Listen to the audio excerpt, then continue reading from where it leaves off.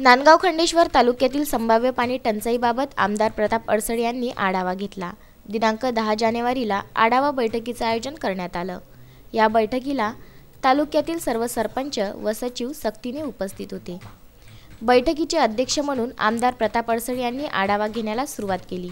तालुक्यातील प्रत्येक गावातील सरपंच व सचिव यांना विचारणा केली, ज्यामध्ये विहीर खोलीकरण, गाळ साफ करणे, खाजगी विहीर अधिग्रहण, पाणी पुरवठा योजनेतील नळ दुरुस्ती करणे, नळ कलेक्शन देणे, हातपंप, वीज पंप, नवीन विहिरी देणे याबाबत सविस्तर माहिती आमदार प्रताप अडसड यांनी शाखा अभियंता शुभम ढोके व उपविभागीय अभियंता तथा पाणी पुरवठा अधिकारी सावळकर यांच्याकडून सचिव व सरपंचांना करून दिली।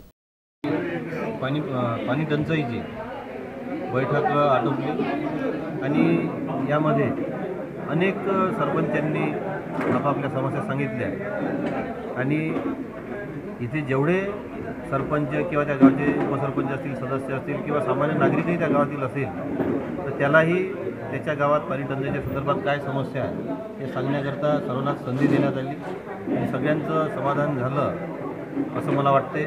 अधिकाऱ्यांकडे सगळ्या गोष्टीची नोंदी घेण्यात आल्या आणि या कामांचा पाठपुरावा येणाऱ्या काळात जो काही स्टिप्युलेटेड टाईम पिरियड आहे त्या पिरियडमध्ये ती कामं झाली की नाही या संदर्भातही येणाऱ्या काळात आढावा बैठक होईल आणि मला विश्वास आहे की या उन्हाळ्यात पाणी टंचाई ज्या गावांना भेडसावते त्यांच्यापुढे या समस्या राहणार नाही आणि त्या संदर्भात सगळ्यांची मतं, सगळ्यांच्या सूचना या आजच्या बैठकीमध्ये घेण्यात आल्या।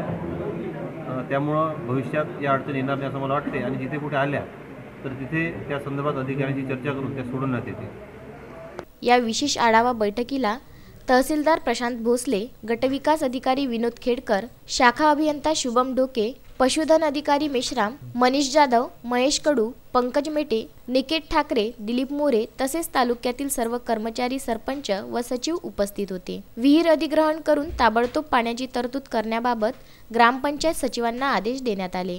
तसेच नवीन पाईपलाईन, बोअर, विहिरीतील गाळ काढणे इत्यादी सूचना सचिवांना देण्यात आल्या। 2019-20 मध्ये अतिवृष्टीने खचलेल्या विहिरींचे अर्ज तात्काळ शेतकऱ्यांनी तहसील कार्यालय किंवा तालुका कृषी कार्यालय यांच्याकडे अर्ज करण्याचे आवाहन आमदार प्रताप अडसड यांनी केले। उत्तम ब्राह्मणवाडे, विदर्भ न्यूज, नांदगाव खंडेश्वर।